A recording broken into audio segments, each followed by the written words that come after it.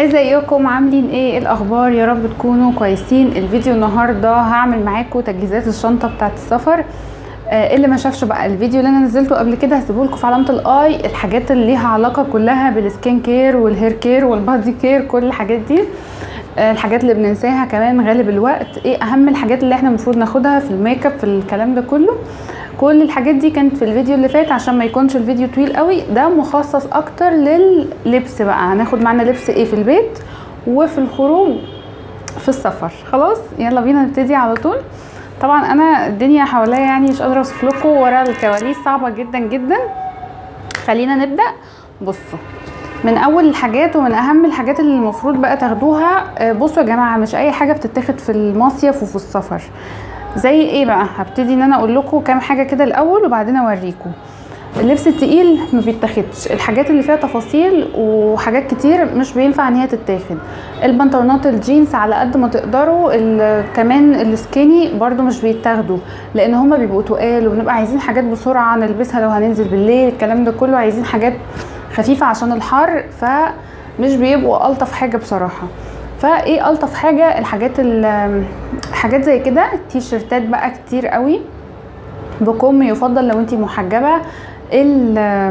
الدريسات، اي دريس بقى كده بكم برضو عشان يريحكم، متقعدوش تلبسوا تفاصيل كتير تحت وفوقيه والكلام ده كله. لكن لو عندكم خلاص يعني خدوا اللي موجود عندكم، لكن لو بتشتروا لسه من الاول ركزوا على الحاجات دي ان تبقى الحاجات بكم. طيب كمان ايه؟ الكيمونو والكارديجان تحفة في الأوقات اللي هي بتاعت المصايف والسفر، حلوة جدا جدا، خفيفة، بتتحط على أي حاجة. يلا بينا نشوف، كفاية رغي يعني. بصوا من أول الحاجات اللي أنا بحبها وهي اللي هي التوب البيزك ده. ألوانه بقى كلها عندكم ده، وكمان ده اللي بيتلبس تحتيه عشان ده أبيض فشوية ممكن يشف بألوانه بقى. يعني بصوا هاخد طبعا الاسود لان ده بيتلبس على اي حاجه، بيظبط اللبس كله اهو. كمان ده، فهبتدي ان انا احطهم. كمان عندكم يا حلوين، بصوا دول تحفه تحفه تحفه، خرافيين. فساتين اللي هي بكم برضو، اللي هي البيزك دريس دي، عارفينها، ساده خالص ما فيهاش اي حاجه، وكمان مشجرين حلوين قوي انتوا تاخدوهم في حاجه زي كده في المصيف. خدت دول اهو، اللونه جراي ده والاسود، وكمان اللونه بيتي. هاخدهم. وكمان هاخد ايه تاني؟ بصوا هاخد جواكت جينز، بس يعني ما يفضلش على البحر، فاهمين؟ الجواكت الجينز دي بتبقى لطيفه بالليل كده او مثلا بعد الظهر او كده. خدت واحد فاتح والتاني غامق اهو، وهبتدي ان انا احطهم. لو انتم مسافرين مده قصيره ما يفضلش تاخدوا 2، واحد كفايه. انا هتلاقوني مكتره شويه عشان انا السفريه بتاعتي شهر. استنوا بقى الفلوج بتاع السفريه لكل الناس اللي ما شافتش الفلوج برضو، وكل الحاجات دي هتنزل. بصوا يا حلوين، عندكم كمان دول من ضمن الكارديجان والكيمونو اللي قلت لكم عليهم، وهم دول 3 هم. شايفين الحاجات اللي فيها الوان بقى؟ واحد على كشمير والتاني على زيتي واللي بعده على فيروزي. دول ممكن يتلبسوا فوق المايو على البحر، ممكن يتلبسوا في الخروج، حلوين قوي بصراحة وخفاف وكده. فانا برشحهم وبحبهم جدا جدا في المصايف. دول ما كانوش بكم، كانوا اللي هم كات بيتلبسوا على حاجات بقى ايه بكم وكده، او شميز او اي حاجة. دول اللي هم بكم بيتلبسوا على حاجات زي الحاجات مثلا عندكم حاجه بنص كم، الكلام ده كله. شايفين ده اهو مشجر، وده تايجر، وايه كمان تاني؟ هما الاتنين دول بس. زي مثلا البيزك دريس اللي هو بيكون كات، بيتلبس عليه حاجات زي كده، عشان جايبه معايا بيزك دريس كات، فده هيتلبس عليه وينفع يعني. كمان هناخد ايه تاني اوريكم دلوقتي، انا عماله كل شويه اخد غطس تحت واطلع. بصوا اللي هم البلوزات يا جماعه بقى، البلوزات بقى اللي هي الشيفون دي من احلى الحاجات اللي ممكن تاخدوها في المصيف، لان هي برضو خفيفه جدا، بتنفع جدا، الوان بقى وكده وحركات. فاهم طبعا انا مش مركزه قوي على التطبيق، لان انا باخد معايا كمان مكوه خفيفه كده، هي يعني بستعملها في السفر، فبكوي الحاجات اللي انا عايزاها عشان انا كمان طالعه شقه مش اوتيل. لو في الاوتيل بقى ممكن بنريح دماغنا من الحاجات دي وهما بيكولنا وكده.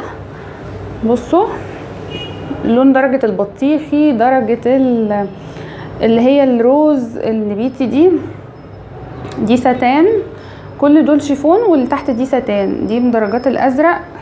الالوان دي على فكره طالعه موضه للناس اللي ما شافتش بقى فيديو الموضه، هسيبه لكم برده في علامه الاي، وشكلي في الاخر هنسى ومش هسيب لكم اي حاجه في علامه الاي، فانتوا قلبوا كده في القناه هتلاقوا الحاجات دي.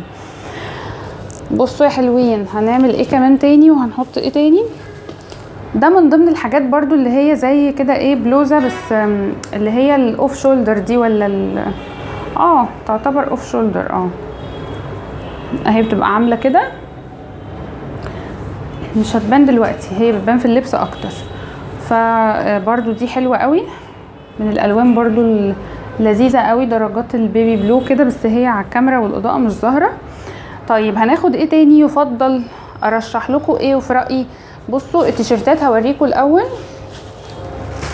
دول ايه اللي انا لفاهم؟ دول بيبي ليس بتاعتي والسشوار ده، الورق يا جماعه اللي بيجي لنا فيه الحاجات اللي بنشتريها اللي بنقعد نفرقعه ده ونبوظه، بيحمي الحاجات جدا من الكسر في الشنط. فحتى لو انتوا فرقعتوه مش مشكله، هو في حد ذاته لما بيتلف كده على الحاجه الخبطه ما بتجيش على الحاجه على الجهاز نفسه، فهمتوا؟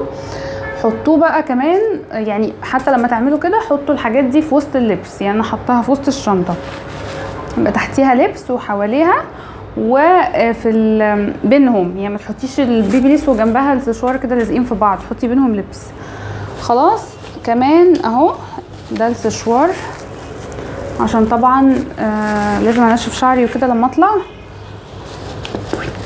طيب ايه كمان؟ بصوا بقيه اللي هم الحاجات البيزك الساده، واحد اسود اهو هطبقه تاني كده بشكل كويس، وفي ورايا واحد لونه بيج او من درجات الكافيه يا جماعه، كنت جايباهم من كوتونيل بصراحه كانوا حلوين قوي.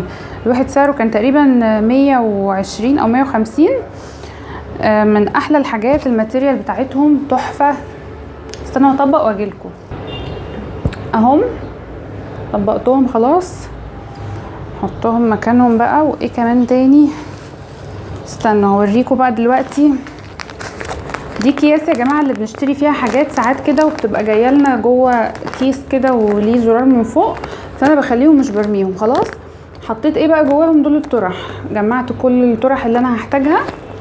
حاولوا تاخدوا درجات الوان تكون بيزك شويه بتليق على اغلب اللبس عشان ما تضطروش تاخدوا كتير.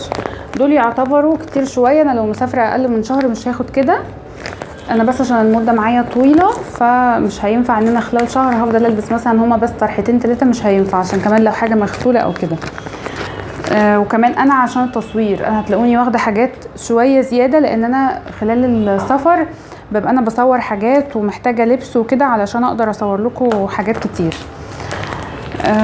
فيديوهات وكده، مواضيع، يعني جاهزه لكم حاجات حلوه جدا. بصوا خلاص انا قفلتها اهو، جواها كل الطرح والبندانات. المنظمات دي انا بحبها قوي بصراحه. لو ما عندكمش حطوا في اكياس ومشوا حالكم، هي نفس فكره الاكياس يعني، بس عشان موجوده عندي انا بستعملها. السكيرت يا جماعه زي كده، الفساتين نفس الفكره، الحاجات اللي هي كده دي تحفه، ان انت تاخدي معاكي سكيرت كده تكون مشجره، من احلى الحاجات، من اخف الحاجات اللي ممكن تتلبس معاكم في المصيف، من اسرع الحاجات. فانا بصراحه برشح قوي. فانا واخده كذا واحده كده الوان اهم، ابتدي اطبق، عماله اهز المايك وهتلاقوا الصوت ايه بيتحرك، بس ماشي اهي. هبتدي بقى ايه احطها اهو. بصوا الجمال، بتبقوا مش محتاجين غير مثلا تحطوا عليهم جاكيت جينز من فوق او اي حاجه من الباديهات اللي وريتهم لكم دول، ويبقى الموضوع منتهي على كده. مع اي طرحه ساده، فبيبقى بصراحه حلوه قوي الفكره بتاعتهم. دايما ابعدوا عن الجينز في المصايف يا جماعه، تحديدا البنطلونات بصراحه بتبقى مستفزه قوي، ما بحبهاش. بصوا بالنسبه كمان البنطلونات ناخد ايه بقى؟ هتقولي طب احنا لو مش هناخد الجينز هناخد ايه؟ تاخدوا حاجات زي كده، شايفين؟ بصوا بتبقى رجليهم واسعه كده، وبيبقوا خفاف خالص.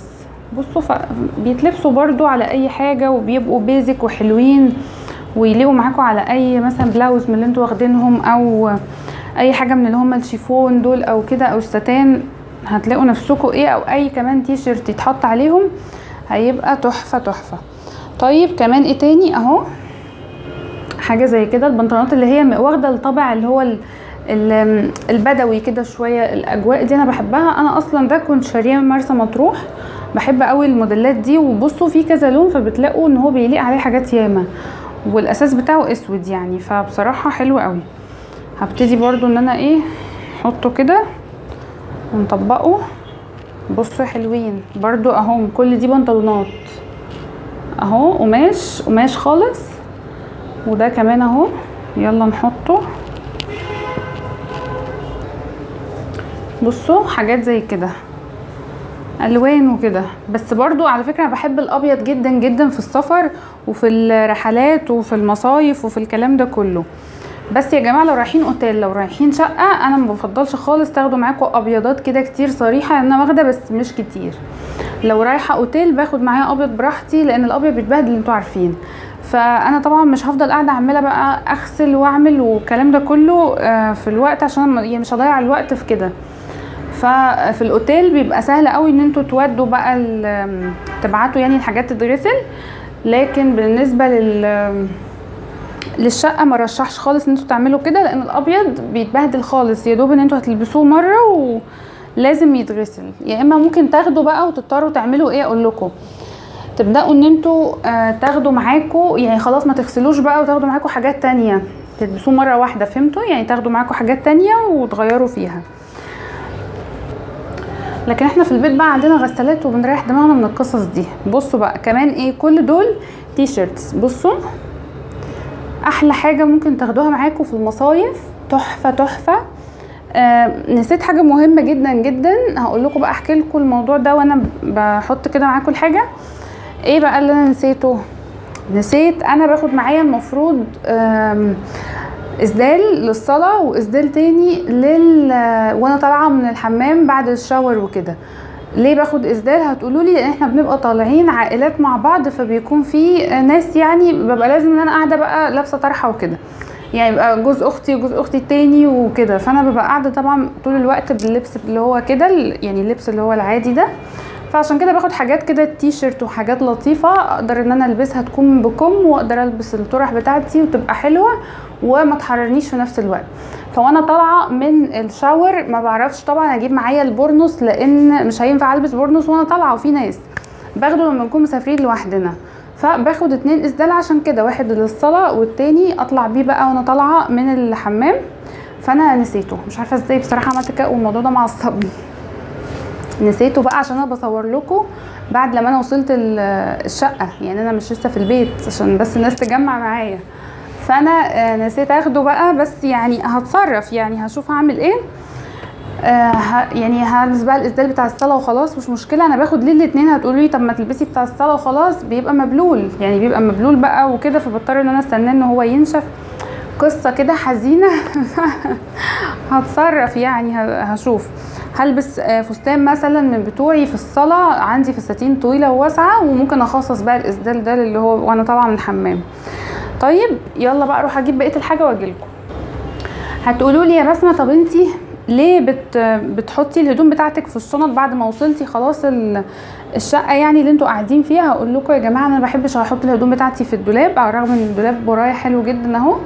بس انا بصراحه يعني عندي حاجه غريبه كده، ان انا بتقرف، على الرغم ان احنا بناخد شقق حلوه جدا ويعني نظافه عاليه جدا جدا. انا ما بعرفش اتعامل كويس في الموضوع ده غير في الاوتيل. لكن في ما بيكون شقه، على الرغم على قد ايه ما بتكون نظيفه وبيبقوا جايين، يعني بيبقى مستواها عالي جدا في وسط البلد في مرسى مطروح، وابراج حلوه قوي ونظافه عاليه جدا، وبنركز احنا على الموضوع زياده يعني، وبيجوا يعملوا الملايات قدامنا وكل الحاجات دي. فبروح جايبه برضو كفر للسرير وكفر للمخده معايا، يعني مش عارفه بقى انا بافور ولا ايه الموضوع.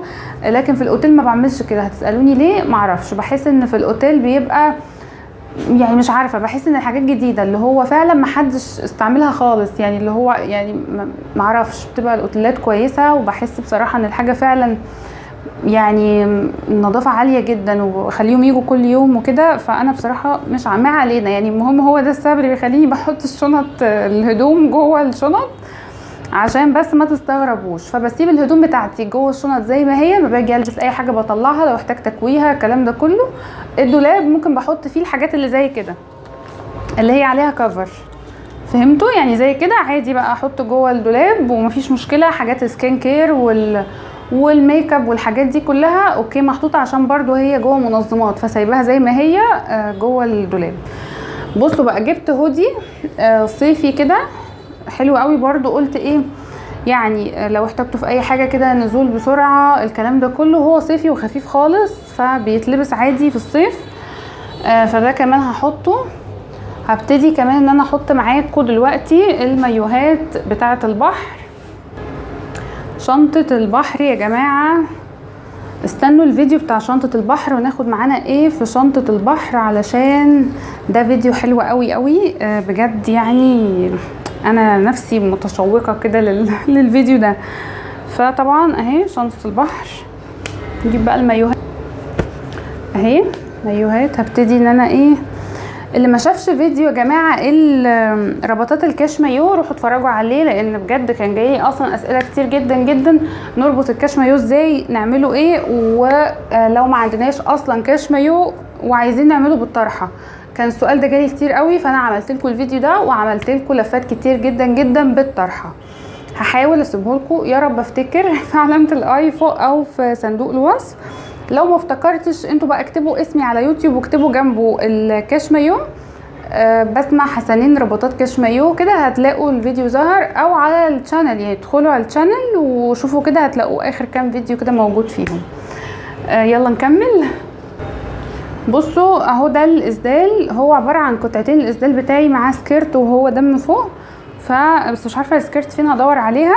هبتدي ان انا احطه. كمان جبت معايا البشكير. طبعا في حاجات مش الحاجات دي متاخدوهاش انتوا رايحين اوتيل. لو رايحين اوتيل بيبقى طبعا هما بيحطوا هناك البشاكير والفوط والكلام ده كله. فزي ما قلت لكم هتقولي طب انتي بتقرفي بتستعملي الحاجات بتاعتهم؟ زي ما قلت لكم ايوه، في الاوتيل انا بصراحه بستعمل الحاجات، لان بيبقى يا جماعه انا ببقى مطمنه، عشان بيبقى عليهم رقابه اصلا عاليه جدا من السياحه وكده.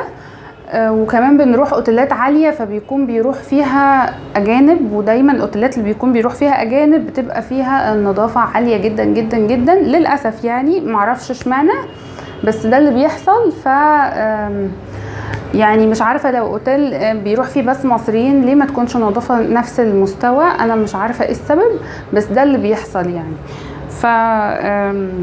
فطبعا جبت معايا بقى البشكير، هجيبه واجيلكم. ادي البشكير اهو، ودي بقى موجود فيها اللي هم الكاش مايو والطرحه اللي بعملها كاش مايو اللي هي كانت في الفيديو يعني خلاص. فدول هم. يا جماعه بصوا نسيت اقول لكم السويت بانس من احلى الحاجات اللي تتاخد في المصيف، حلوه قوي قوي، سهله خفيفه كده، فانا بحبهم. بيتلبسوا في البيت لو انتوا بتروحوا عائلات كده زينا وانتوا محجبين فبتقعدوا باللبس بتاعكم زي الرسمي يعني، هيبقوا حلوين قوي وخفاف في نفس الوقت، بيبقوا طوال يعني بيبقوا واسعين اقصد وكده. تلبسوا عليهم بقى اي بوليرو طويل مع مثلا تي شيرت، لو تي شيرت قصير ولا حاجه يعني بتظبطوها على حسب بقى الستايل اللبس بتاعكم، مع اي طرحه كده خفيفه. ممكن تحولوا اللي هما البلوروهات اسمهم ايه، البلوروهات اللي احنا كنا بنجيبهم فتره كده، اللي هما الجل دول مبقيناش نلبسهم في الخروج دلوقتي، فتقدروا ان انتوا تحولوهم للبيت. انا بعمل الموضوع ده، ما بقوش موضه قوي يعني، فبقيت بلبسهم في البيت في المواقف اللي زي كده. وكمان الطرح او الحجاب اللي هو الماتيريال بتاعته مديه على جل كده او جل او لكرة كده، ما بقتش برضو قوي بحسها موضه في الخروج. وجالنا فتره كده كنا كان طالعه موضه يعني من سنين كده، من كام سنه، فكلنا عندنا طرح جل كتير جدا، فبتبقى لطيفه بقى في البيت بصراحه في المواقف اللي زي دي، وبتبقى كمان ما بتحررش وكده. طيب هوريكم خدت معايا شنط ايه، لان برضو شنط الخروج مش بكتر، هي شنطه البحر. وهوريكم خدت ايه. خدت الشنطه دي اللي هي بتاعت الوسط، حلوه قوي عشان لما بكون ماسكه حاجات وشايله حاجات ومثلا اشتريت حاجه او الكلام ده كله، فدي بتبقى حلوه قوي على الوسط او كروس كده، بتتعمل كروس كده وبتبقى موجوده كده في الحته دي، فبتبقى برده حلوه لو هتطلعوا فلوس وكده. وببقى ضمناها بصراحه عشان لو حاطه فيها الموبايل فبقى شايفاها كده في المصايف وفي الرحلات لما بتنزلوا بتبقى الدنيا زحمه فما تضمنوش يعني. خدت دي وخدت كمان الشنطه. بصوا كنت موريها لكم في الفيديو بتاع الشنط، روحوا اتفرجوا عليه. الشنط اللي انا بحبها والمفضلات عندي وكانت منين والاسعار والكلام ده كله. خدت دي بقى حاجه لطيفه كده بالليل، لو لابسه يعني حاجه شويه مش كاجوال قوي يعني فاهمين، فدي تبقى لطيفه قوي مع الستايل ده. بس هما دول اللي انا جبتهم، هي دي ودي جبتها بقى لون محايد اهي اسود عشان تليق على كل الحاجات، فهمتوا؟ ما تضطروش ان تقعدوا بقى تجيبوا احمر واخضر واصفر والكلام ده كله. ولو حابين تجيبوا هاتوا والله انا ما عنديش مانع يعني. انا من الناس اللي انا عادي بحب بصراحه وانا مسافره عادي يعني، ان انا يعني خلاص بشوف ان الناس هتلبس وتتشيك امتى يعني، يفضلوا يعني شايلين هم الشنط واصل الشنط هتبقى كتير ومش عارف ايه والكلام ده كله. طب يعني الناس هتلبس امتى؟ لما الناس مش هتلبس في خروجه او في سفريه او في رحله او في مصيف، الناس هتتشيك امتى؟ يعني هتشيك واحنا رايحين الشغل مثلا ولا ايه؟ مش فاهمه يعني. احب افهم، فانا مع جدا الموضوع ده. خدوا والبسوا وتشيكوا في الرحلات وفي المصايف، ما تشيلوش هم الشنط يا جماعه، ومش هي دي القصه يعني. فانا كده غالبا خلاص. خدت كمان اللي جبت معايا بقى الكروكس في البيت، حلو قوي، من احلى الحاجات. هيبقى معاكم الكروكس وكمان الحاجه هتلبسوها بقى السليبر وانتوا رايحين الشاطئ يعني البحر. وايه تاني هتقولوا لي خدت ايه بقى في الاحذيه يعني وانا نازله مثلا بالليل او كده؟ كنت جايه بالكوتشي اللي هو الحاجات اللي هي بقى السنيكر اللي بيكون الرياضي ده وكده، فده حلو. البسوا لون محايد بحيث برضو لو مش عايزين تاخدوا حاجات ياما يليق معاكم على بقيه اللبس، وتلبسوه وانتوا راجعين نفس القصه برضو. فهو ده اللي انا خدته. وكمان جبت كده اللي هما السليبر المفتوحين، بيبقوا مقفولين من قدام، عارفين السابو بتاع زمان؟ نفس فكره السابو بتاع زمان ده كده، مقفول من قدام مفتوح من ورا، بحبه قوي ده. فجبت منه واحد كان عندي، قلت برضو ايه يبقى خفيف سريع لو انا مش عايزه البس كوتشي وعايزه انزل بسرعه بالليل او نازله اشتري حاجه او الكلام ده كله، يبقى برضو ده معايا سهل. بس كده. بالنسبه للبيت فخلاص هو الكروكس وبينفع بقى لكل حاجه كده يعني، يعتبر كل حاجه خلصت. مفيش حاجه تاني اقول لكم عليها. روحوا شوفوا الفيديوهات اللي قلت لكم عليها، هتعجبكم جدا جدا. قولوا لي رايكم في الفيديو، قولوا لي بتاخدوا ايه معاكم وانتم مسافرين، بتحبوا تاخدوا حاجات بسيطه ولا بتحبوا تلموا معاكم البيت كله؟ فقولوا لي بتعملوا ايه. واستنوني في الفيديو اللي جاي. يا رب الفيديو يكون عجبكم وتكونوا اتسليتوا. طبعا الناس اللي تسالني بقى فين القناه التانية، فين السوشيال ميديا بتاعتي، كل الحاجات دي يا جماعه تحت في الديسكريبشن بوكس موجوده. تابعوني بقى هناك الناس اللي بتحب الحاجات القصيره، لان القناه التانية هي مخصصه للفيديوهات القصيره اللي هي الشورتس اللي هي مدتها دقيقه واحده. فروحوا بقى تابعوني هناك، هتلاقوا كل اللينكات تحت في الديسكريبشن بوكس. استنوني في فيديو جديد. باي باي.